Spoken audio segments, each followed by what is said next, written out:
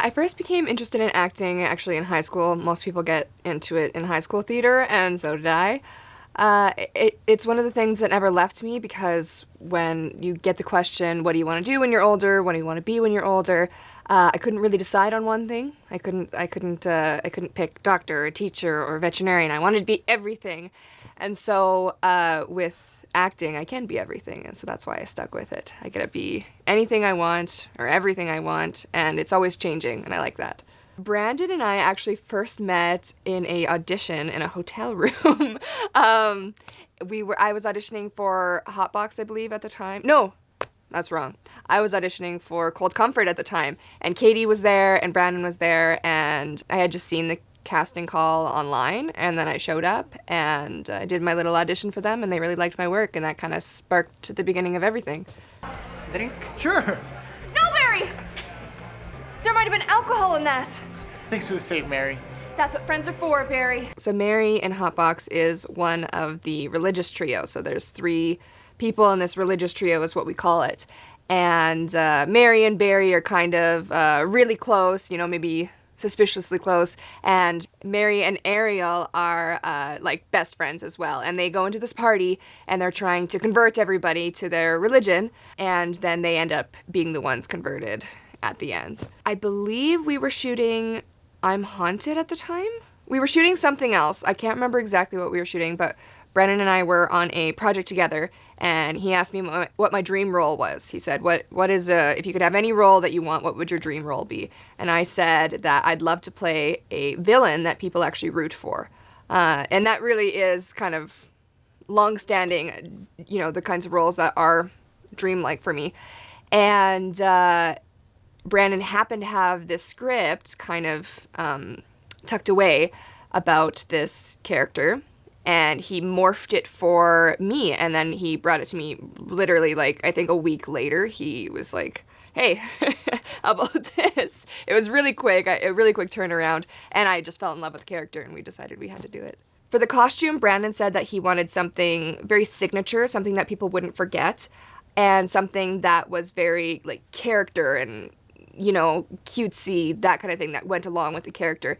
And so I just went to my closet and I just said, okay, going through.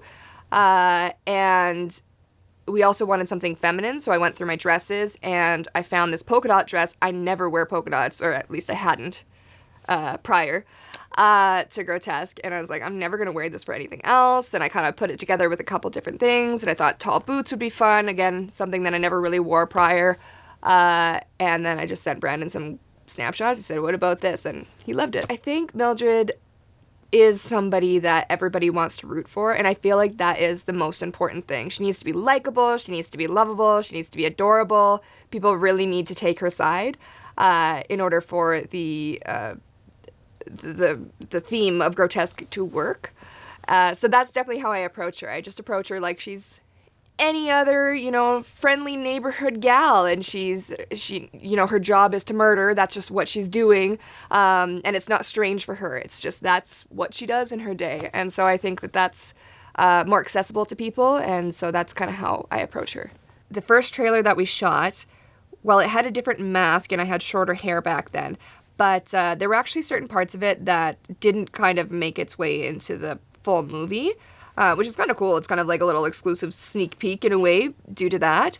My favorite part about the trailer was the scene where I come into the salon and I go, "Raise your hand if you want to die today." That whole thing. I really liked that scene, and we were going to put it into the proper Grotesque, the full feature, but we ended up having a mix-up with locations, and we ended up not being able to achieve the same effect. But that scene was really my favorite. It reminded me a lot of The Kingsman, when he goes "Maketh man," and he goes, locks the door, and then he beats everybody up. I think that's so cool. That's such an epic move to be like, you guys are stuck in here with me. Blanche is a great character. She is, just from a writing perspective and an audience perspective, she's just like what you want in your optimal villain. You want her to be dirty and deep and kind of, morally incorrect, but in like a really fun way. And I do not think that there is anybody in the world that could do Blanche as well as Julie does that character. It's just it's just written perfectly for her. She plays it perfectly. We play off of each other well, and she's really entertaining to watch, and she's entertaining to hate. Mildred, are you doing anything on Saturday? Actually, I have to work. Oh. Okay. But not the whole day. Why? That's one of my favorite scenes. The scene with me and Felix in the salon where we're trying to ask each other out, but it's so painfully awkward. It's one of my favorite scenes to watch. Mike did such a good job in that scene. I did not anticipate he was gonna be that awkward, for lack of a better word. I was also awkward, obviously. When he kind of pauses and then he goes, "Oh, but if you're free," and I go like, "Oh, I don't know, okay, no, and I just feel like people are really like that in real life. If you have a crush on somebody, I don't want to speak for everybody, but when I have a crush on somebody, it's hard to talk to them. It's like, oh my gosh, this is my crush in real life. So I thought that was really well done. It was well written and it was well performed by the both of us. So yeah, that was a really fun scene. Mildred's sister's a jerk. Priscilla, why can't I be one of your bridesmaids? I don't know, Mildred. You just don't fit in. Both people who played my sister in the trailer and in the movie, I think did a really good job of, filling out that character. That was kind of heartbreaking to watch and to be in that kind of character too, where the sister doesn't want you at their own wedding because you don't look the part. That's tragic. And then obviously when the shift happens and she doesn't try to help at all, but just thinks she's a bride of Frankenstein and tells her to get away. Chrissy, please! Just because I look like this doesn't make me a different person! Get away from me, you bride of Frankenstein! But I love you! You gross mildew! That's all just really tragic if you think about it. It's funny and they're chasing each other around and whatnot, but it's also really, really tragic. Hey, Dr. Wash! I was kind of in the middle of something here. You'll be dodging my calls. I've been busy. Busy's good. Where's my money? I really like Delmont and the Good. They're really cool characters, and I think that just adding that other layer just does just that. It just adds another layer of kind of interesting thing. And it also adds a little bit more redemption for Dr. Wash, too, kind of going, oh, this actually wasn't 100% his fault, It's like it's still mostly his fault.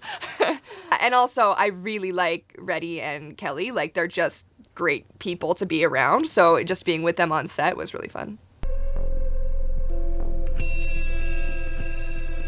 Nick Zane! Oh my god, I can't believe that's you! I'm your biggest fan. You supposed to be a superhero or something? Superhero? What part of this doesn't scream serial killer? Were you at the show tonight? I love Crazy Dave. And Crazy Dave loves me. I love being on set with him. The energy that he brings, he's just so excited. And sometimes just having somebody walk on set who's that excited is just all you need. And, you don't need coffee that day. You got Nick Zane. You got Crazy Dave. And actually, the guy who plays the manager, Matt Mihalowicz, we actually went to high school together, which is kind of wild because that was a long ways away and a long time ago. And I'm good friends with his dad and whatnot. So that was kind of fun to, meet up and do that scene together and whatever. He's a really, really crazy good actor. Wakey, wakey, Tommy. Who are you? Mildred Moyer. Remember me? Mildred, what are you doing in my house? I really like the Tommy scene. I like she kind of switches from smiley to serious and she goes, "You cheated on me, Tommy." And he goes, "What?" He's like, "What do you mean? That was so long ago. And I didn't really cheat on you. I kind of kissed a girl, maybe." "You cheated on me, Tommy." What? That was in the 10th grade. "Do you know how much that hurt?" We dated for like a week. And I kissed Kelsey Summers like once. I was gonna kiss you, but I was like worried that your big nose was gonna poke me in the eye. He did a really good job delivering that. Just again, a wonderful, wonderful actor.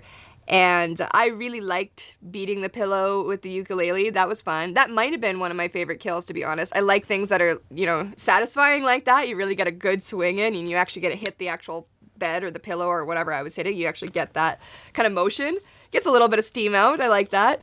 The Mrs. Sokol death is so hard for me to watch. I'm not gonna lie. It's so gross. It's so gross. And she's just like, and then the cleaning of the, what is it called, corkscrew thing, was just, it's too gross for me to watch. I kind of cringe. I know how we did it. I know how we did the stunt, but it's still kind of, gross, yucky.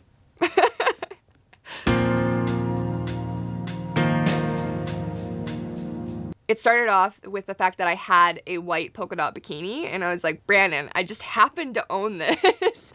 We really should work it in at some point. And so, yeah, the original script was that she was just lounging on the beach, sun tanning in her bikini. And then when we ended up on the beach, I think it was my idea, but I don't quote me on that. But I think it was my idea to do the slow-mo Baywatch thing.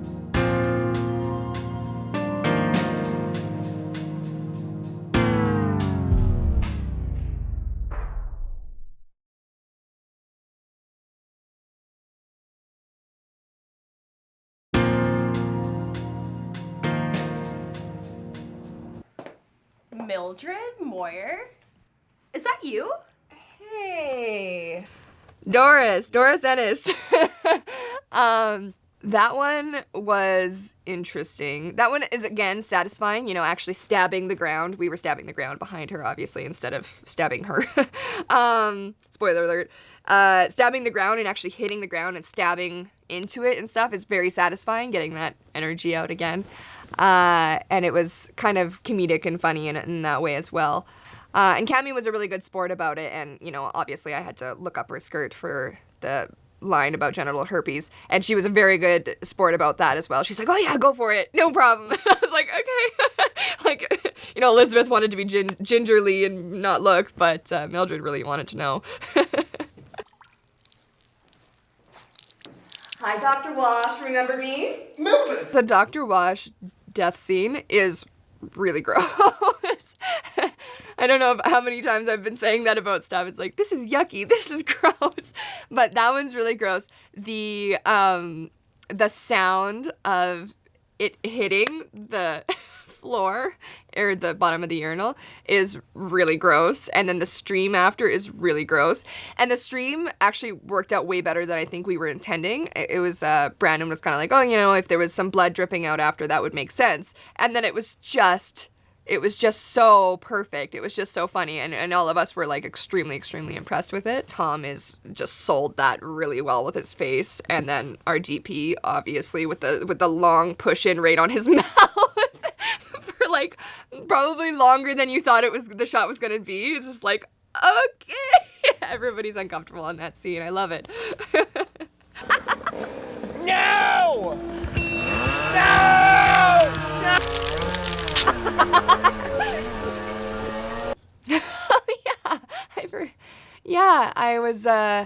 I was drowning in Francois's blood at one point. They were spraying me with the sprayer with the blood when he's dying and chopping apart. And then, it gets in your mouth and nose, and they warned me it would, and I wasn't too worried about it, but then it just kept coming.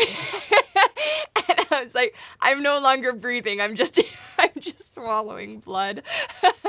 And so at one point, Brandon says, enjoy it and whatever, smile a little bit, and I'm going through and I'm doing that. And then at one point you see Mildred laugh. That's me laughing because I'm like, I am inhaling blood right now.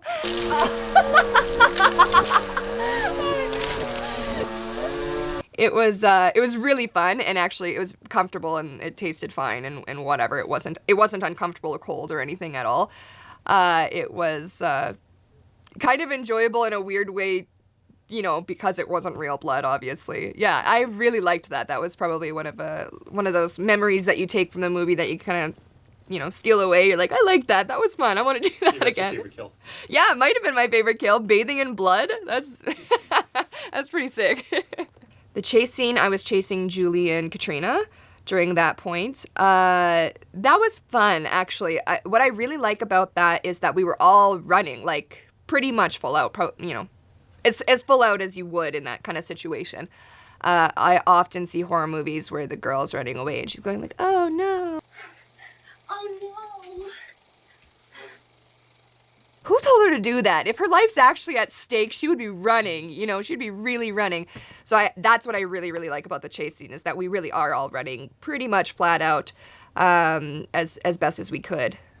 We actually came up with a fight choreography for the Blanche versus Mildred fight in Julie's like home gym. So the three of us, Brandon, Julie, and I, we got together and we just kind of said like, why don't we do this and why don't we do this? And Brandon was standing there kind of seeing it on the outside, and me and Julie were like, oh, what feels good on the inside, you know, whatever, and trying to figure this out.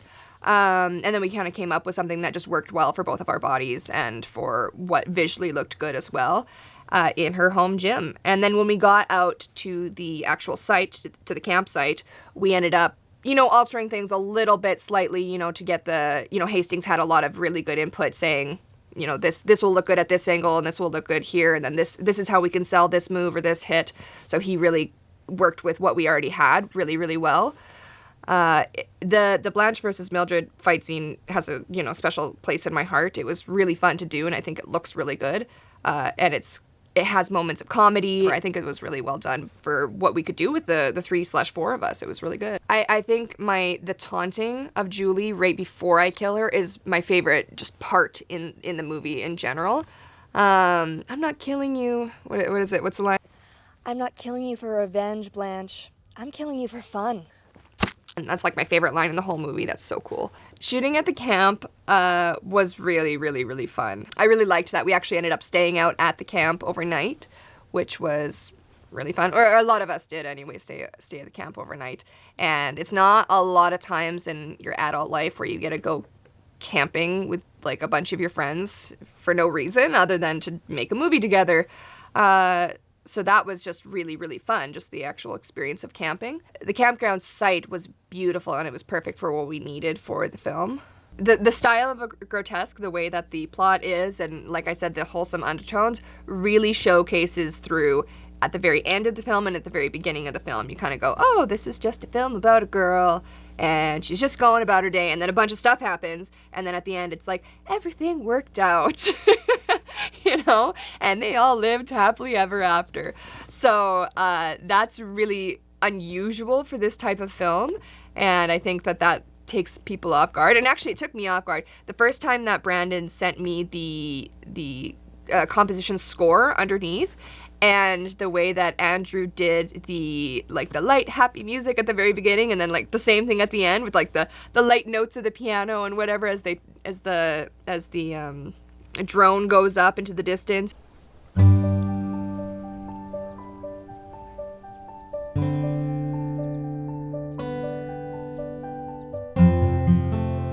That's really unusual, and it's really strange in like the best ways.